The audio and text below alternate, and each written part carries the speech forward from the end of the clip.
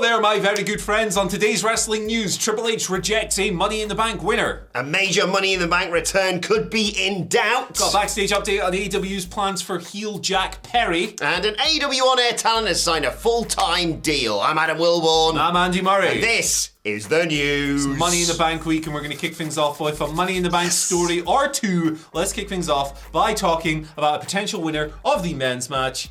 There you are, he's got the bottle, we've got the background. Let's talk about Logan Paul a little bit, right? Because the insider Twitter accounts have some kind of complicated stuff coming out here. Our old friends at Worked Wrestling, is it? Worked, they've been on, and they tweeted, while LA Knight and Damian Priest are the current favourites to win Money in the Bank, there have been some internal pitches for Logan Paul to win. Some feel that Paul holding the briefcase would bring publicity and put more eyes on the company. One person who is reportedly not a fan of this is Triple H, Paul Levesque. Good job he doesn't make any decisions anymore. Well, Terra could be rising if he gets his way at the pay-per-view, Like because according to Boozer Wrestling, BWE, whatever they want to go by, I'll just say both until I know for sure. Yeah. They said that Triple H doesn't want Logan Paul to win Money in the Bank, but there have been some discussions to have Logan feud with LA Knight, which would actually be tremendous television. Whoa, my word. Yeah. That glimpse we got on SmackDown, was it? Just a little tasty treat, wasn't it? So, this is an interesting one to pick apart. We've been doing it all week. I think that the troll Logan Paul being an asshole with the briefcase is very compelling. But to me, personally, what's even more compelling is that the hottest bloke in the company who's not yet a main eventer winning. That's a bit more exciting to me. So I'm going with LA Knight. Yeah. But, the troll option's also pretty good. Yeah, we filmed our... When are the predictions out?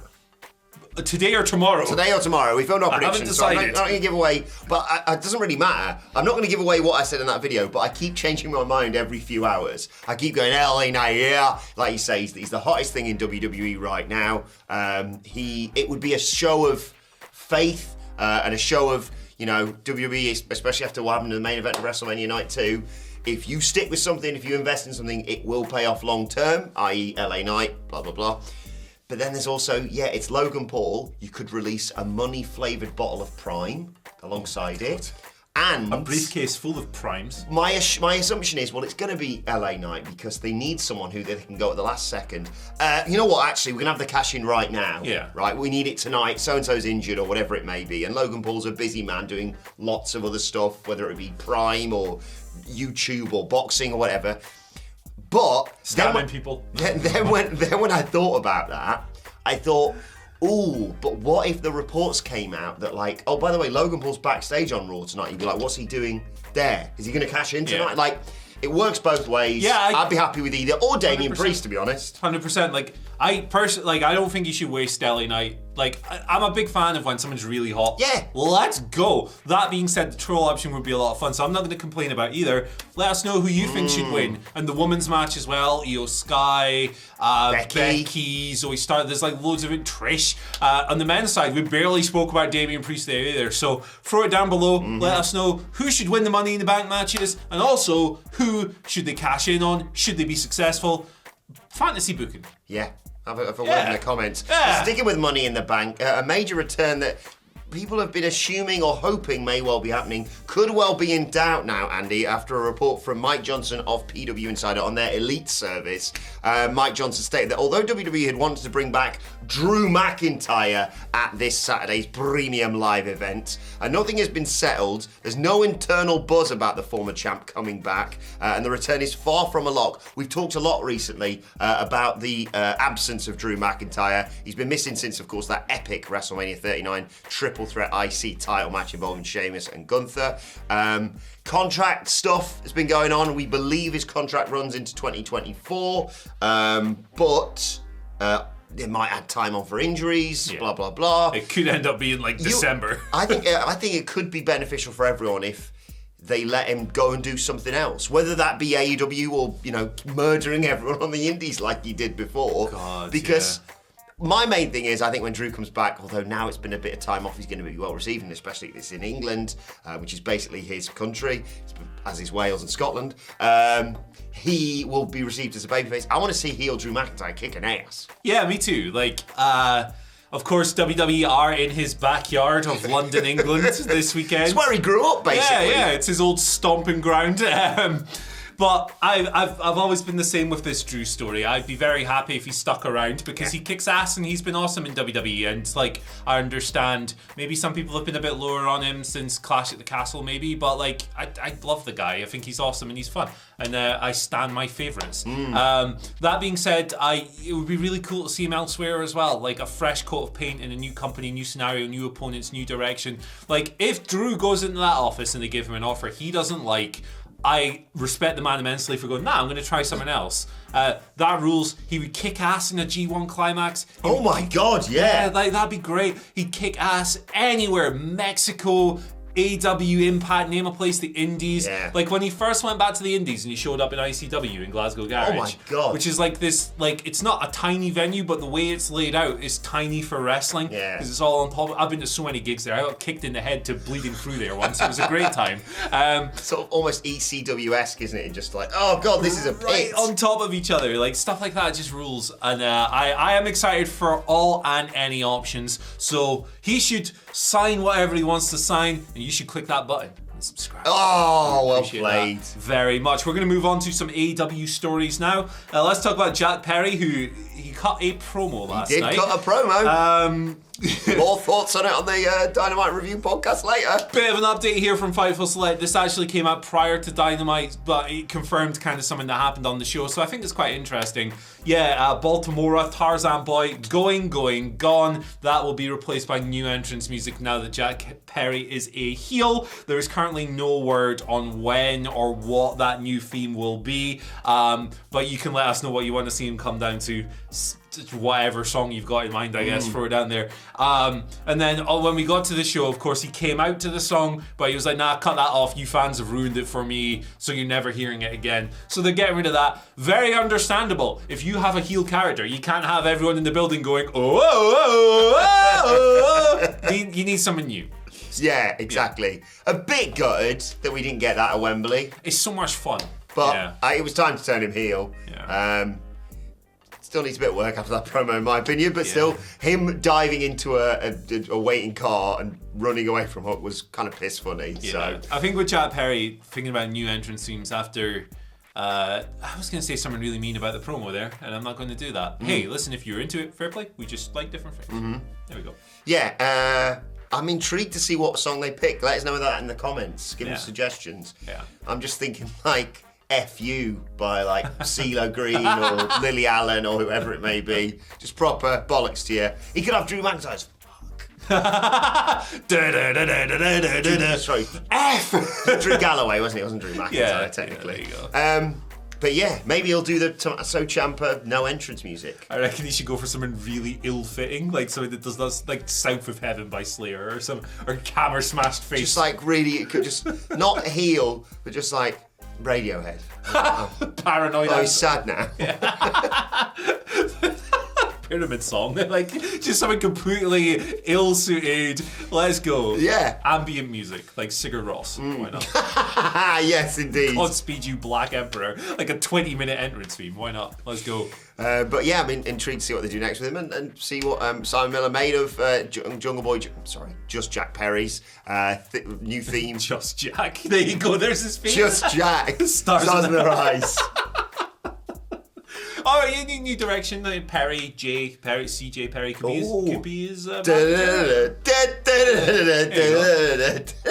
What have we done? The Perry Simon family. give you his thoughts on Jack Perry's heel promo on Ups and Downs, which is coming your way later on tonight. Matthew, I'll be there for you. No, I won't. I'm not signing for AEW. I'm Matthew Perry. Okay. Holly Cameron, she's on full-time AEW on-air talent now. She signed a contract to Fightful Select. I don't know when it happened, neither do they. But obviously she's doing loads of stuff with QT Marshall, QTV, Baron Solo, Powerhouse Hobbs, etc. But yeah, she's got signed a contract now. No word on when that started or when it runs till. She hasn't wrestled though since that contract came into play. So it must have been quite recent. So yeah, it must be relatively recent. I didn't realise she only started wrestling, was it last year? Yeah. Scarlett Bordeaux first Scarlett, like that is so weird, Yeah. isn't it, to think of. That was her first match in Wrestle Pro. It's quite a nice story. Her and Zion Quinn are together in real life, and I believe they came over from Australia at the exact same time. I didn't know that. That's together. great. So that's really nice. And then they've ended up signing full-time deals in companies. So it's just like a cool human story. Yeah, well done to them. And she's a very interesting on-air talent. She's someone who always draws your attention, and she was really good in the segment with the Acclaimed and stuff. Yes, week. that was sensational. And she's doing the singing. She did the singing at the MGM. The boys were there. Oh, of course. The Michael brothers were there. And I'm intrigued to see what happens with her and Johnny TV. There was a nice sort of bit of chemistry there for them setting up the stuff on Rampage. Lots of TV guys. Yeah. Lots of TV people. Don't need Powerhouse Hobbs in it really now anymore, do you? You can just let him go and kick ass somewhere else. Put another guy in there. TV Punk. Why not? Who else have we got? Who else could we put in there? Mike TV from Willy Wonka. So I've heard. Stereo Mike. There you go. Yeah. Should we move on to the questions? We better, yeah. Probably should have about 5 minutes ago, really. Yeah, this is a disaster. Taken from our YouTube comments community page, even. Sometimes taken from Twitter at WhatCulture WWE. Shout out to the one guy. Again, he was back in the thread every single time. When are we going to get rid of, he calls them the stomach turn bloodline and 1,000-year belt hog Roman Reigns. What? Best storyline in wrestling, mate. So. I usually mute this stuff, but this person pops me every time, so keep it up, because it pisses people off as well. It's really funny. First question today comes from David Reverend Oni Brown, who says... Oh, the Reverend. Legends, once Danielson is healed up, get well soon, Bryan Danielson, do you see Okada-Danielson Part 2? Yeah, definitely. I think... that match didn't hit the that match ruled, don't get me wrong, but it didn't hit the astronomical expectations because Bryan Danielson broke his arm. 10 minutes in or whatever. Yeah, of course it didn't. But I thought it was still really great, don't get me wrong. But yeah, they'll want to do it again, and I think the way they were wrestling even prior to the injury felt like a first chapter rather than a last chapter. Will they do the second one in New Japan, do you think? Yeah, I think so, because Wembley's probably a bit too soon, right? I mean, I saw the x-ray, I'm not a doctor. Oh, Jesus Christ. Yeah, but that thing was like his arm was like over here. It was weird. Yeah, I think they'll do it again, and I think they'll do it in Nuge. Yeah, fingers crossed, and then we get a final rubber match. Maybe next year's for Vindor. Who knows? That'd be fun. Why not? Switching over to Money in the Bank, which is of course this weekend. Join myself and Michael Hamfler on our live stream at a reasonable time here in the UK on Saturday night. Can't wait for this show. It's a really good card, and also it's on at 8 p.m. our time. We finished by 11. Me and my Domino's order are going to have a great time. Yeah. Shane Willis writes, what is your favourite Money in the Bank cash-in ever? Oh, God. Mine is Edge on Cena after John won the Elimination Chamber. They did kind of peak with their first one, didn't they? That was awesome. Yeah, it was sensational. Because I remember tuning in the next day and going, oh, great, John Cena, because I was a bit of a John Cena fan. Great, John Cena's won the Elimination Chamber. I can't believe he survived that. Oh, mother... Yeah, I'm sure the steam, and it was just a weird little briefcase, wasn't it? And I mean, granted, John Cena has survived by being, no offence to them, but it was Chris Masters and Carlito, wasn't it? At the end? Come on. Oh, well, he's obviously retaining it. Yeah, he's not dropping the belt. But he was covered in blood at the time. He's a bloody mess. Yeah. Speaking of bloody messes, cash-ins. Mine's boring. Mine's really boring. It's Seth Rollins. It's cliche. I'm not gonna pick an answer just to make it more cool or whatever. It just is my favorite because the thing that maybe is under discussed about his cash-in a little bit is that before he came down at WrestleMania, Brock and Roman were having an incredible match. Yes. An unbelievable beat the crap out of each other, rope-a-dope title fight. It was unreal. I need to rewatch that, don't I? Yeah, it was so sick. And then it was made even better by the cash-in. Yeah. And it's just perfect across the board. Yeah. Despite the fact over the years WWE tried to cut out Brock and then Roman from it for a while, wasn't it? It was like, remember when Seth cashed in? Yeah, remember when Brock was down in the main event of WrestleMania fighting nobody. Yeah. But I think the one that made me happiest is Big E, even though it was really convoluted. I was just happy for him. Nice people winning is good. Yeah. Ziggler's was really good. I was gonna say Ziggler. Yeah. I was trying to pick something different, but yeah, Ziggler. He was so great with the briefcase as well, with AJ and Big E and stuff. Yeah, I'm gonna go Austin Theory actually. That's probably my favourite. Funniest. Yeah. Jinder's was really funny as well. I was like, oh my goodness. Yeah, Corbyn's. Oh, Corbyn. Corbyn. Only cash in. Sorry, I meant Corbyn's on Jinder, yeah. Jinder botched his own finisher. What's happened? They put his feet under the rope, so everyone's like, oh, they'll do some story with this. And they're like, no, Corbyn sucks. Yeah, gee whiz. Poor Damien Sandow. Yeah. Oh. Finally, Mark Smith says, morning, my wrestling nerds. Hey, game recognised game. us. Does AEW run the risk of blood and guts? I like this question. Run the risk of blood and guts just becoming a gimmick rather than actually meaning anything, just like Hell in a Cell became in WWE for so long. Blood and guts obviously announced on last night's Dynamite. Yeah, I think, well, the thing with it is that I kind of wish that the date hadn't come out beforehand, right? But that's not the promotion's fault. That's a good reporter, Sean Ross Sapp, doing his job. So I can't be mad at it. Welcome to the UK, by the way, Sean. Yes, indeed. But So he was enjoying a nice Nando's. oh hell yeah, you got to sample the local cuisine. He's like, when we go to America, people are like, you shouldn't be eating that. I was like, yeah, just eat what you Hey, like. listen, real ones appreciate us going to America, eating IHOP and Wendy's. Like, listen, that's how it goes. That's what I want. That's the experience I want. So does the current, I guess you'd have to go through and pick the feuds apart and go, do they fit the gimmick? Because the thing with Hell in a Cell is that it's like a date on a calendar, and it's like we conveniently have to do it.